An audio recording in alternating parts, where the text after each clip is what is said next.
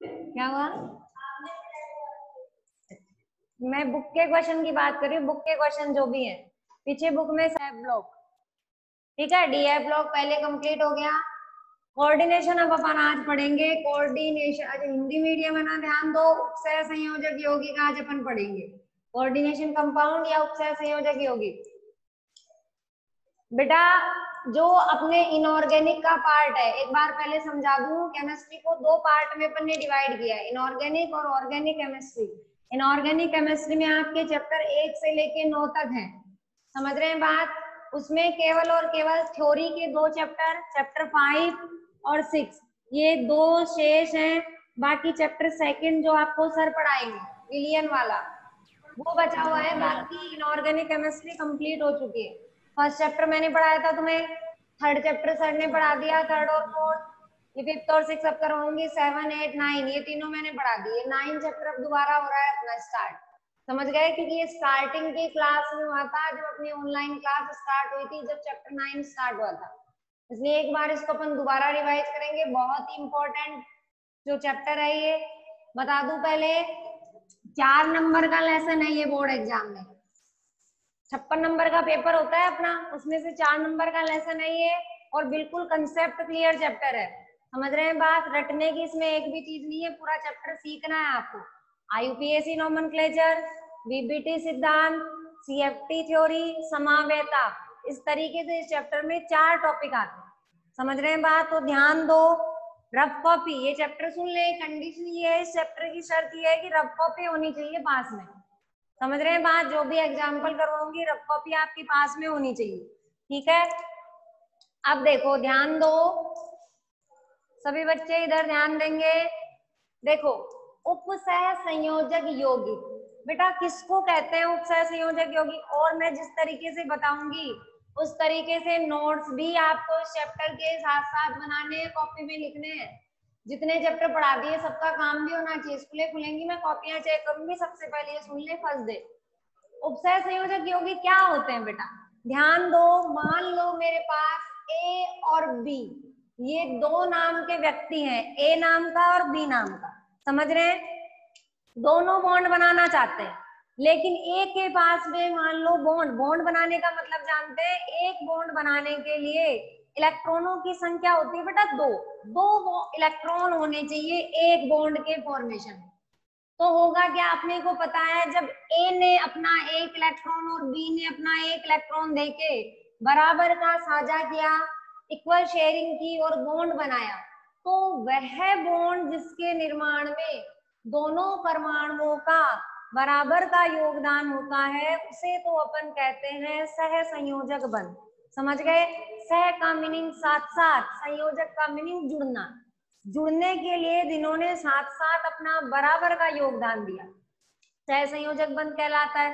पर मान लिया मैंने एक मिनट के लिए कि एक ऐसा समय भी था कि बंध बनाने के लिए मान लो ए के पास इलेक्ट्रॉन नहीं है, और दोनों के दोनों इलेक्ट्रॉन किसके हैं बेटा, बी के हैं, समझ गए।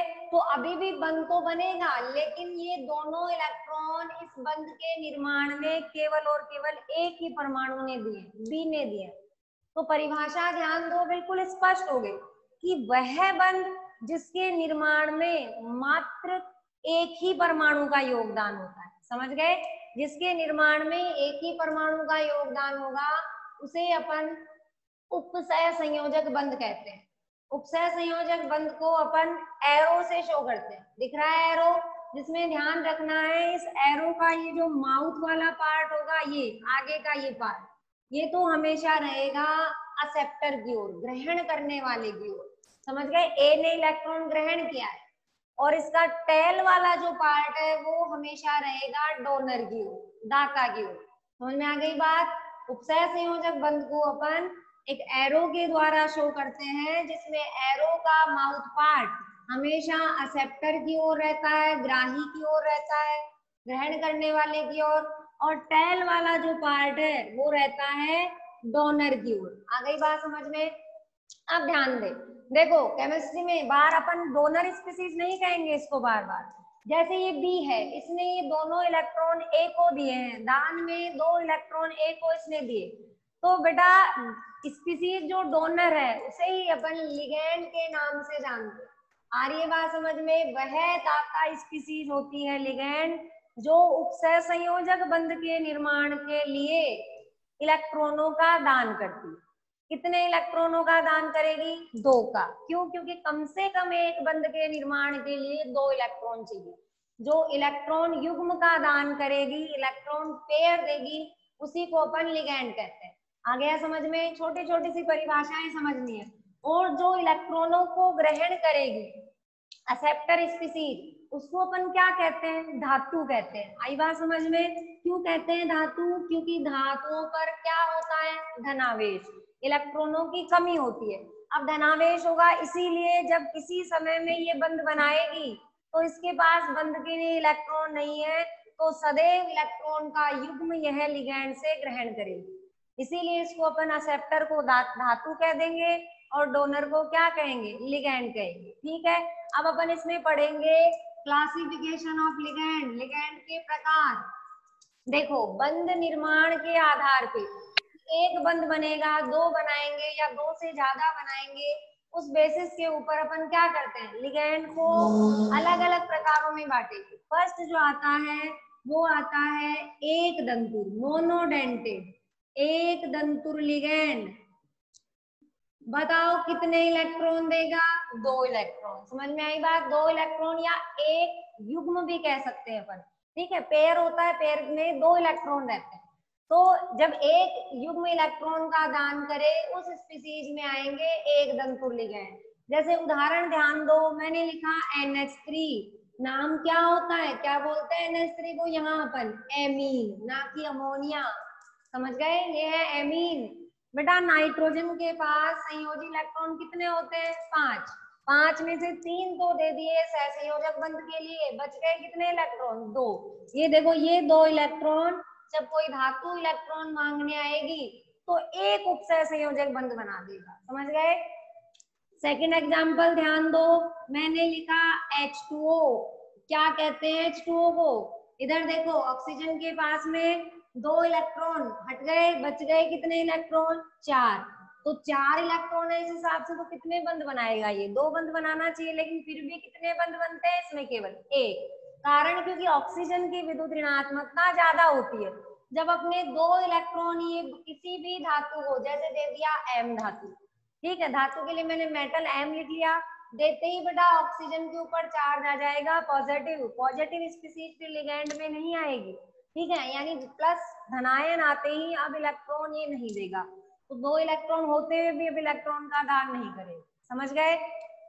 तो क्या कहते हैं अपन H2O को? अपन H2O को कहते हैं एक्वा। लिखा हुआ भी तो आता है आरओ के ऊपर, एक्वा फ्रेश। एक्वा कहते हैं जल को, H2O को। ठीक है, तो एक्वा। समझ गए? एक्वा हुआ, एमीन हुआ, ये है एक दंतुर लिगेंड जो केवल और केवल एक उपसह संयोजक बंध का निर्माण करेंगे। आ गई बात समझ में? अब आ जाओ, 2 लिख लिया मैंने, द्विदंतुर लिगेंड।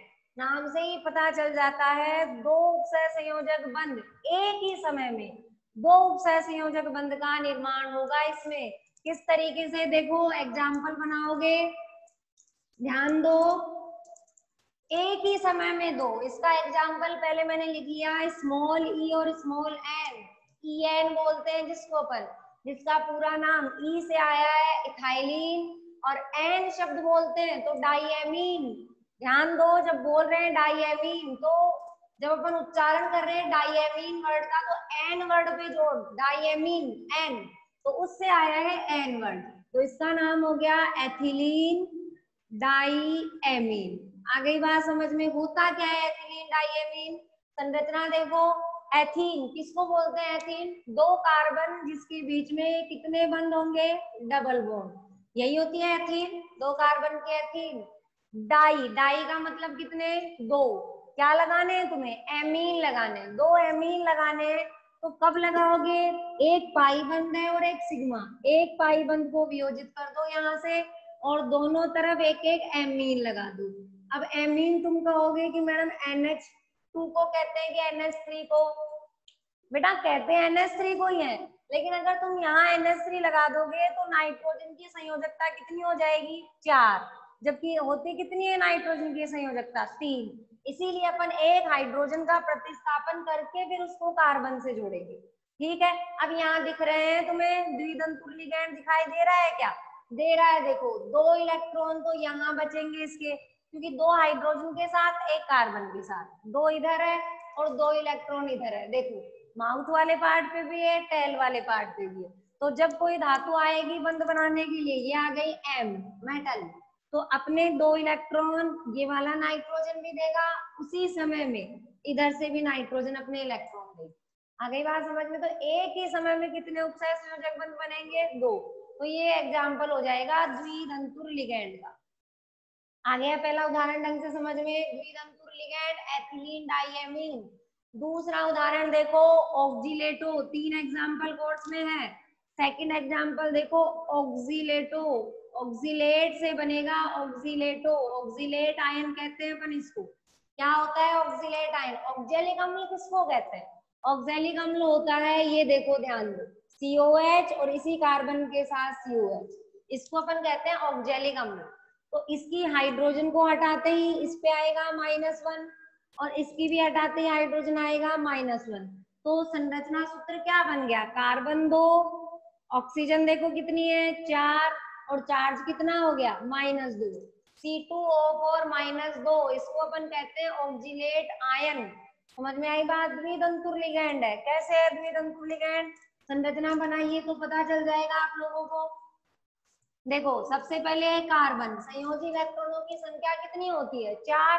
तो एक ऑक्सीजन जुड़ जाएगी डबल बॉन्ड पर, एक जुड़ जाएगी सिंगल बॉन्ड पर ऑक्सीजन, और 1 2 3 इलेक्ट्रॉन हो गए खत्म। ये रहा चौथा इलेक्ट्रॉन फिर कार्बन के साथ, ये डबल बॉन्ड पे ऑक्सीजन और ये सिंगल बॉन्ड पे। जो सिंगल बॉन्ड वाली ऑक्सीजन है उसके पास संयोजी इलेक्ट्रॉन है केवल 5, क्योंकि कार्बन के तो पूरे हो गए, तो वो एक इलेक्ट्रॉन बाहर से ग्रहण करेगा, इसलिए चार्ज आएगा माइनस, और इधर भी इलेक्ट्रॉन एक ग्रहण किया इसलिए चार्ज हो गया माइनस।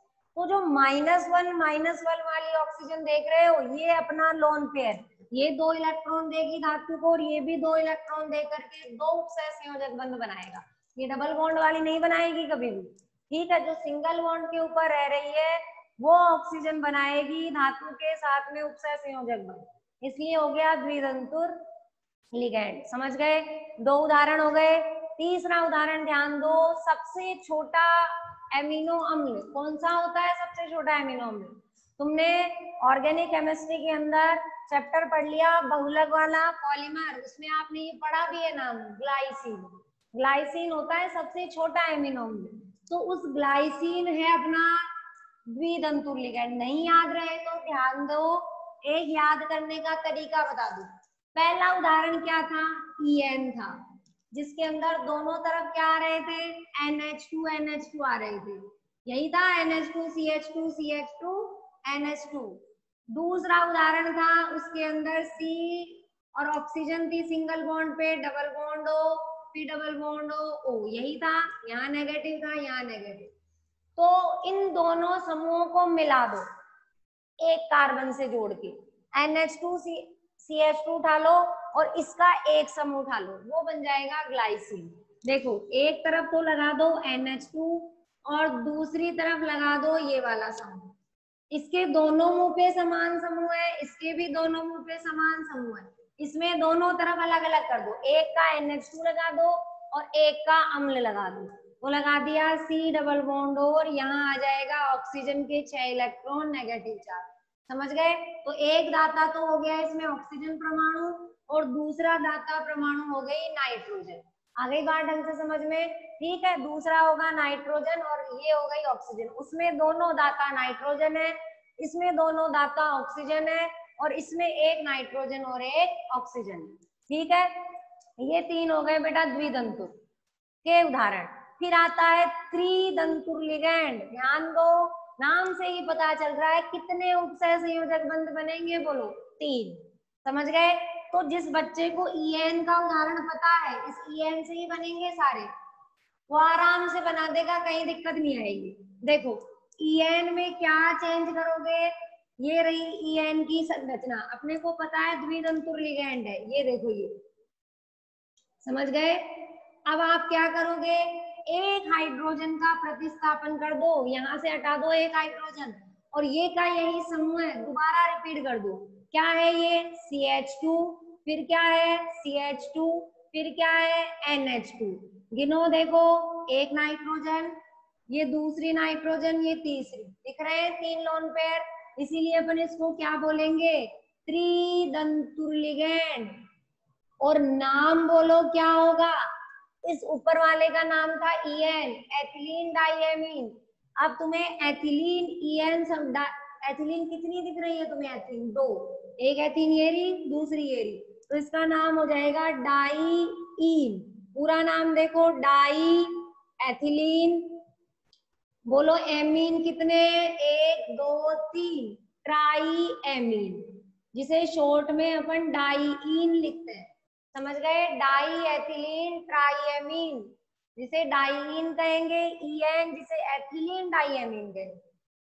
समझ गए ढंग से? ठीक है, ये उदाहरण हो गया है त्रिदंतुर लिगैंड का। अब देखो प्रत्येक, ये एग्जाम्पल सारे कॉपी में करने हैं, किस तरीके से काम करना है। उपसह संयोजक यौगिक चैप्टर की हेडिंग लगाई, 4 नंबर का लेसन है बोर्ड एग्जाम में। सबसे पहले परिभाषा लिखेंगे कि वह बंध जिसके निर्माण में मात्र एक परमाणु का योगदान होता है उसे उपसह संयोजक बंध कहते हैं। वे यौगिक जो इस बंध को निर्मित करते हैं उन्हें अपन उपसह संयोजक यौगिक कहते हैं। फिर लिखोगे लिगैंड, लिगैंड वह दाता स्पीसीज होती है जो उपसह संयोजक बंध के निर्माण के लिए इलेक्ट्रॉन युग्म का दान करती है। समझ गए? फिर लिखेंगे लिगैंड के प्रकार, एक दंतुर लिगैंड जो कितने इलेक्ट्रॉन युग्म का दान करेगा? एक इलेक्ट्रॉन युग्म का। एक उपसह संयोजक बंध को निर्मित करेगा उसे अपन एक दंतुर लिगैंड कहेंगे। फिर बुक खोलेंगे तो बुक में आप लोगों को एक टेबल बनी हुई दिखेगी। समझ रहे हैं बात? एक दंतुर लिगैंड, उदासीन लिगैंड और नेगेटिवली चार्ज जो लिगैंड है उसकी एक टेबल बनी हुई है, जिसमें आपको उदासीन लिगैंड, स्टार्टिंग में उदाहरण में याद दिला दूं इस टेबल में क्या क्या है। सबसे पहले आपको मिलेगा NH3 एमीन, फिर आपको मिलेगा H2O एक्वा, फिर आपको मिलेगा कार्बोनिल, CO को कहते हैं अपन कार्बोनिल, आ रही है बात समझ में। फिर आपको मिलेगी PY, पिरिडीन को अपन कहते हैं, C5H5N पिरिडीन। ठीक है, बुक है सबके पास में, बुक खोल करके देखो, टेबल आपको बनी हुई दिख रही है, वो टेबल लिखनी भी है और याद भी करनी है। समझ गए? लिखनी भी है और याद भी करनी है। इसके बिल्कुल सामने इनके नाम लिखे हुए हैं कि इसका नाम एमीन है, इसका नाम एक्वा है, ये कार्बोनिल है, ये पिरिडीन है। ठीक है, फिर लिखा हुआ है तीसरे कॉलम में आवेश, आवेश मतलब चार्ज। उदासीन जो होते हैं बेटा उनका आवेश 0 होता है, चार्ज 0 होता है उनपे, जैसे एमीन 0 है, एक्वा 0 है, कार्बोनिल पिरिडीन इन पे 0 चार्ज है। फिर आएगा -1, जैसे साइनाइड हुआ, फ्लोराइड हुआ, क्लोराइड हुआ, जो हेलाइड होते हैं उनका चार्ज होता है -1। समझ गए? तो सारणी को याद करना है सभी को, क्योंकि IUPAC जो है अगर जब तक ये सारणी याद नहीं करोगे ना IUPAC का एक शब्द भी समझ में नहीं आएगा। समझ गए? फिर आपकी कॉपी में, बुक में जो दूसरी बनी हुई है वो है द्विदंतुर लिगैंड की सारणी, जो मैंने 3 उदाहरण आपको बोर्ड पे समझाए हैं। EN का, ऑक्जिलेटो का ध्यान दो, और रेफरेंस से याद नहीं करना है, जो RBSC की अपनी बुक चलती है उसी से याद करना है। समझ गए? उसमें सारे एग्जाम्पल दिए हुए। फिर EN का आ गया, एथिलीन डाइएमीन, ऑक्जिलेटो का और ग्लाइसिन, 3 उदाहरण आपको दिए हुए द्विदंतुर में। रेफरेंस बुक में एक्स्ट्रा भी दिए हुए हैं, लेकिन आपको जो बुक है आपकी RBSC की वो सारे एग्जाम्पल याद करने हैं, क्योंकि IUPAC उसके बाहर नहीं आती है। समझ गए? जो बुक में है वही आएंगे सारे। फिर त्रिदंतुर की सारणी दी हुई है, ध्यान दो, उसमें आप लोगों को एग्जाम्पल दिए हुए डाईईन, वहां शब्द नहीं लिखा हुआ है डाईईन, वहां लिखा हुआ है पूरा नाम, डाई एथिलीन ट्राईएमीन। समझ गए? डाई एथिलीन ट्राईएमीन पूरा नाम लिखा हुआ है, जिसको आप शॉर्ट में बुक में ही लिख लेंगे ये चीज डाईईन। समझ गए? कॉपी में भी जब लिखेंगे तो ये चीज लिख लेंगे डाईईन। कल बुक और रफ कॉपी साथ लेकर के बैठे, हाथों हाथ नोट करते जाए जब मैं बोलूं, जब डाईईन इसका शॉर्ट में नाम होता है डाईईन, डाई एथिलीन ट्राईएमीन। बात आ गई समझ में? फिर आता है चतुर्दंतुर लिगैंड की सारणी बनी हुई है, उस चतुर्दंतुर लिगैंड में, इसी में देखो मैं टेट्रा डेंटेट बना दूंगी। कैसे? पहले अपन ने इधर की हाइड्रोजन हटाई थी, अब आप उधर की हाइड्रोजन हटा दो और हटा करके क्या करोगे, ये का यही ग्रुप दोबारा रिपीट कर दो। देखो तुम्हें 4 नाइट्रोजन नजर आएगी, CH2 CH2 और कितनी हो गई, NH2। देखो बेटा ध्यान से, ये 1 नंबर, यहाँ पर देखना 2 नाइट्रोजन, ये रहा तीसरा नाइट्रोजन और ये रहा चौथा नाइट्रोजन और इसके 2 इलेक्ट्रॉन। समझ गए? 4 नाइट्रोजन है तो 4 उपसहसंयोजक बंध बनाएगा चतुर्दंतुर लिगैंड।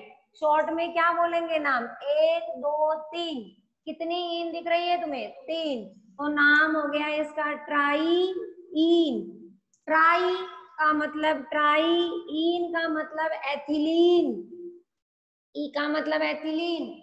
अब बताओ एमीन कितनी है, 4, 1 2 3 4, तो ट्राई एथिलीन कितनी एमीन हो गई, टेट्रा एमीन।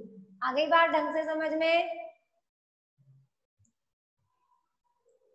पिरिडीन की स्ट्रक्चर बेटा C5H5N को अपन कहते हैं पिरिडीन। ध्यान दो, बुक के अंदर देखो कुछ इस तरीके से दिया। मेरे पास RBSC की नहीं है बुक, रेफरेंस बुक है, लेकिन इसमें भी देखो सारणी बनी हुई है। तुम्हारे पास लाई हो क्या आज बुक? RBSC वाली नहीं लाई? RBSC की बुक से देखा करो, इसमें एक्स्ट्रा बहुत ज्यादा आता है। समझ गए? ये अपने मतलब का भी नहीं है कुछ। ये देखो ध्यान दो, इस तरीके से तुम्हारी बुक के अंदर भी टेबल बनी हुई है, इसमें थोड़े से एक्स्ट्रा है बस एग्जाम्पल। यहाँ पर देखो कि PY लिखा हुआ है, PY शॉर्ट में C5H5N होता है स्ट्रक्चर फॉर्मूला, C5H5N। तो बेटा संरचना तो बहुत सरल है, बेंजीन की संरचना आती है तुम्हें बनानी। बेंजीन की संरचना में कार्बन कितने होते हैं, 6। बस एक कार्बन को हटा के तुम्हें उसकी जगह क्या प्रतिस्थापित करना है, एन, बन गई संरचना और कुछ भी नहीं है। देखो ये देखो, ये होती है बेंजीन वाला, ये रही। इसका सिर्फ और सिर्फ एक कार्बन हटा दो और उसकी जगह पे लगा दो एन, तो यहाँ का कार्बन भी हट गया, हाइड्रोजन भी हट गई। तो ये देखो 1 2 3 4 5, C5, हाइड्रोजन भी 5 और N। समझ में आ गई बात ढंग से? मयंक ध्यान दो, बुक में जो टेबल बनी हुई है याद भी करना। किसी कोई ऐसा बच्चा जिसको याद करने में प्रॉब्लम हो वो मुझसे पूछ लेंगे। देखो मैं तुम्हें याद करवाती हूँ।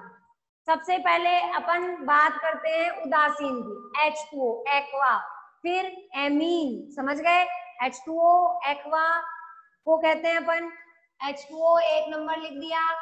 1 नंबर पे आता है एमीन, फिर आता है एक्वा, तीसरा हो गया कार्बोनिल, चौथा हो गया PS3। जैसे NH3 वैसे PS3। क्या कहते हैं इसको अपन, फॉस्फीन। पहले पढ़ लिया तुमने फॉस्फीन। ध्यान दो, पांचवा PY, पिरिडीन। समझ गए? ध्यान दो, छठा NO, किसको कहते हैं, नाइट्रोसिल। ध्यान दो, सातवा, 7 है अपने कोर्स में, और सातवा क्या है बेटा, इधर देखो सभी, बोर्ड पे दिख नहीं रहा है, थोड़ा इधर लिख दो। इस हाइड्रोजन को हटा दिया मैंने तीनों को, और तीनों हाइड्रोजन हटा के ये PY लगा दी, तो बन गया P, और तीनों हाइड्रोजन हटा के लगाया मैंने फेनिल लगा दिया। हाइड्रोजन जो थी फॉस्फीन की, 3 हाइड्रोजन जो थी, मैंने तीनों हाइड्रोजन का प्रतिस्थापन 3 बेंजीन वाले फेनिल से कर दिया, तो बन गया PPS3। नाम हो गया ट्राईफेनिल फॉस्फीन। समझ गए? ट्राईफेनिल, 3 फेनिल फॉस्फीन। पहले भी फॉस्फीन ही कहते थे। सारे लिगेंड को सीक्वेंस में लर्न, ये कोई जरूरी नहीं है बेटा सीक्वेंस में लर्न करो, कोई जरूरी नहीं है। सीक्वेंस क्या है वो सुनो। उदासीन को एक साथ याद करोगे, उदासीन कौन से हैं उनको एक साथ याद करो, -1 के कौन से हैं उनको एक साथ याद करो, -2 के कौन से हैं उनको एक साथ याद करो। बस इतने ही है कोर्स में, 0, -1, -2, और एक है -3 का, जो मैं भी बता दूंगी एजाइड वाला। ठीक है, आ गया समझ में? बाकी सीक्वेंस ये नहीं है कि पहले पिरिडीन आ गई या एक्वा आ गया, कोई सा भी, ये ध्यान रखो 7 तो होंगे उदासीन। समझ गए? कौन कौन से, एक्वा है, एमीन है, कार्बोनिल है, 3। उसके बाद फॉस्फीन है, पिरिडीन है, नाइट्रोसिल है, PPS3 है, ट्राईफेनिल फॉस्फीन। IUPAC सीखने के लिए बिल्कुल कमर कस लेंगे, जब ही समझ में आएगी जब ये टेबल आपको याद होंगी सारी। समझ में आ गई बात। इसके बाद बिल्कुल झटके के साथ में सारी आपको आईयूपीएसी आने लग जाएगी।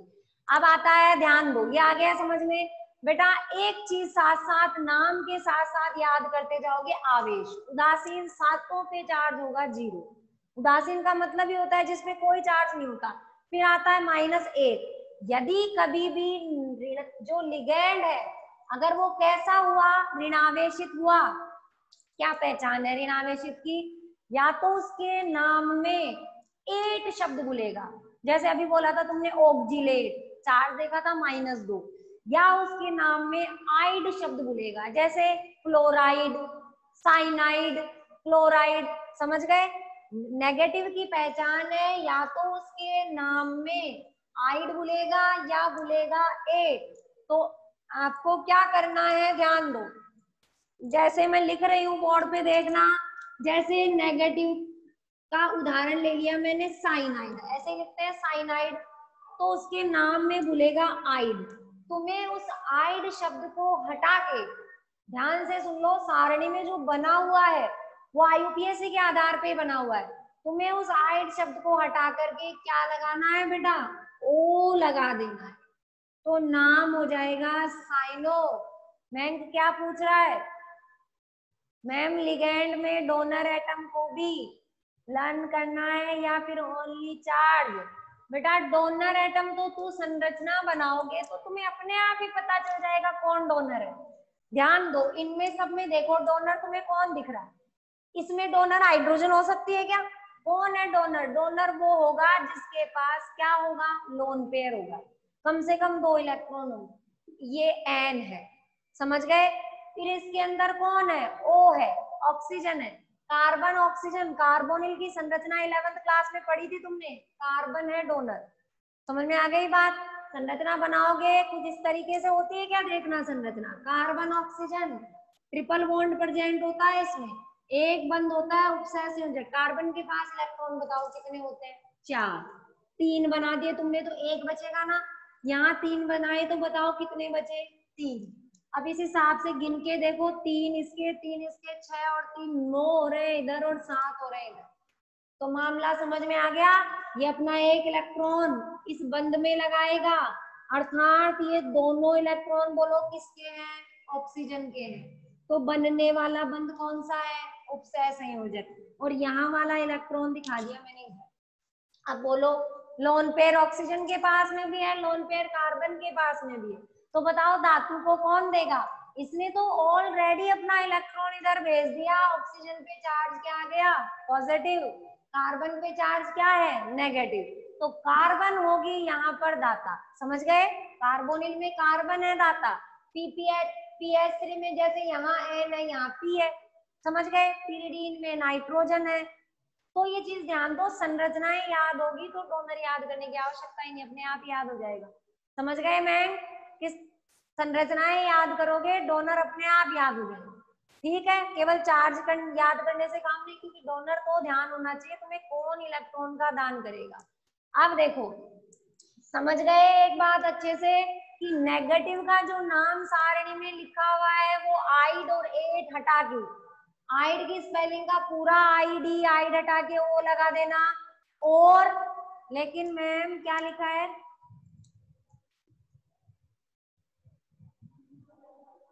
बेटा उसमें कार्बन ही आएगा डोनर, ऑक्सीजन नहीं आएगी। देखो कार्बोनिल में ऑक्सीजन कर लेना, वहां ऑक्सीजन नहीं, कार्बन, कार्बोनिल के अंदर कार्बन आएगा डोनर। ठीक है, क्योंकि ऑक्सीजन पॉजिटिवली चार्ज है, कार्बन आएगा वहां।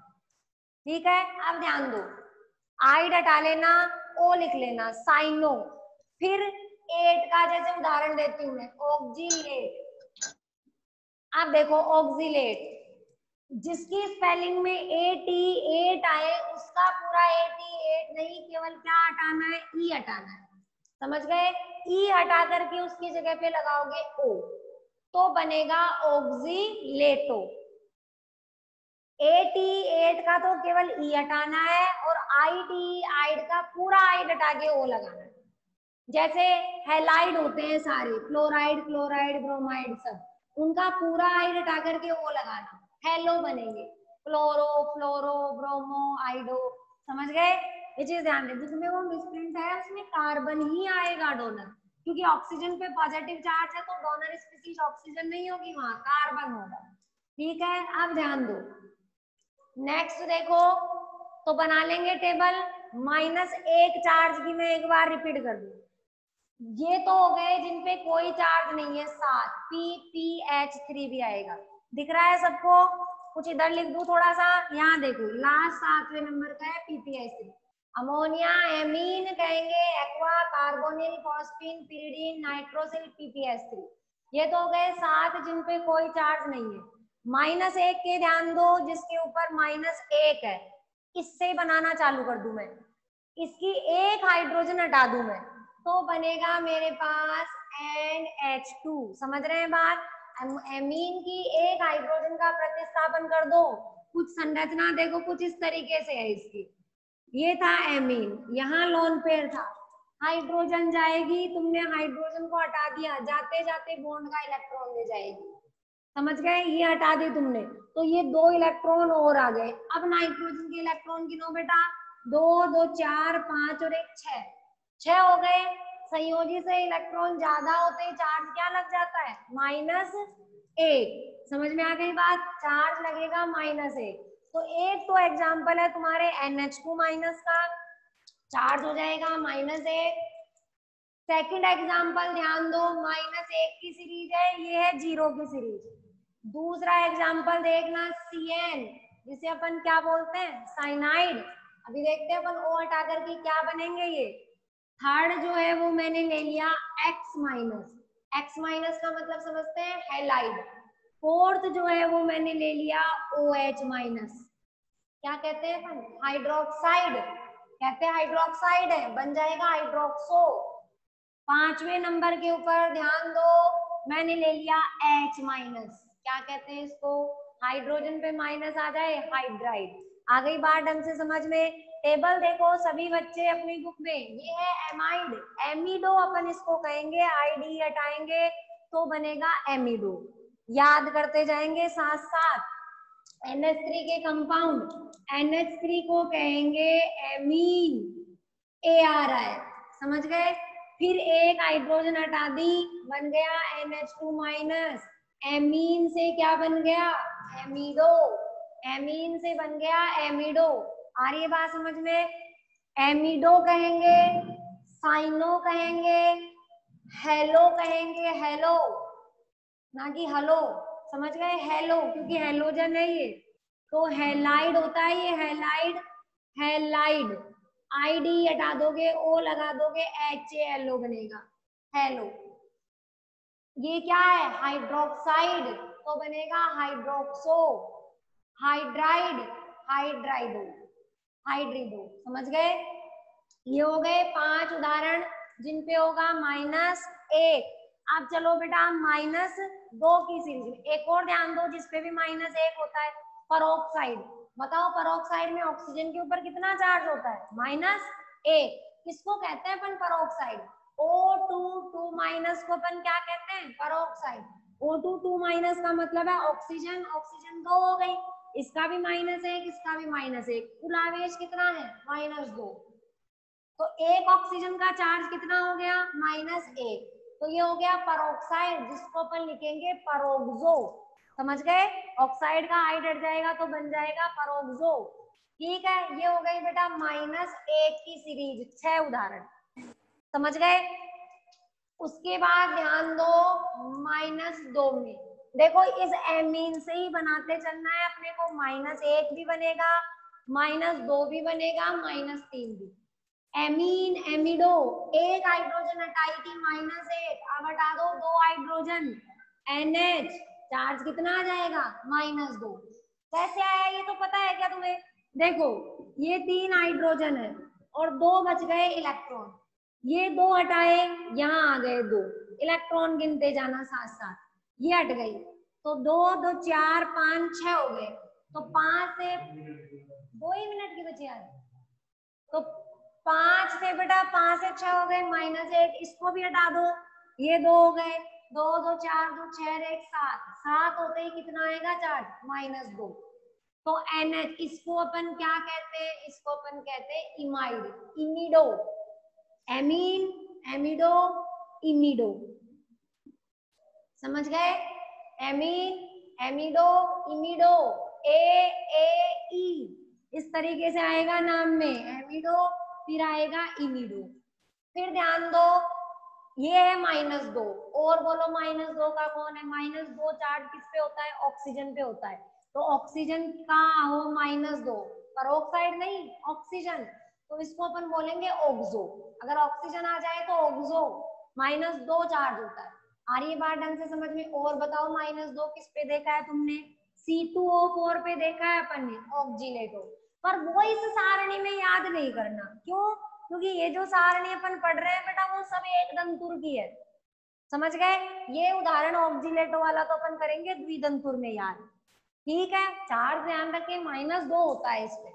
उसके बाद अब एक और बची हाइड्रोजन, वो और हटा दो, तो तीनों हाइड्रोजन हटा देंगे, N3- हो जाएगा, जिसको अपन क्या कहेंगे? एजिडो। समझ गए? ये कंप्लीट हो जाते हैं ये जो अपनी बनी हुई है सारणी। वो राजीव क्या पूछ रहा है? ये क्या लिखा है तुमने? ये सल्फिटो,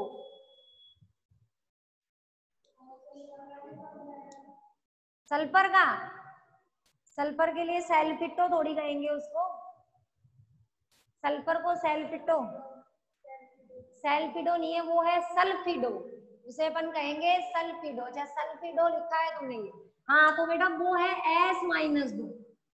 ऑक्सीजन का ही तो सदस्य है, तुम ऑक्सो याद करोगे, सल्फर के लिए सल्फिडो बोलेंगे इसको। हाँ तो कोई दिक्कत नहीं है इसमें, इसको सल्फिडो। एक और ध्यान दो, ये है SO4 2- इस पे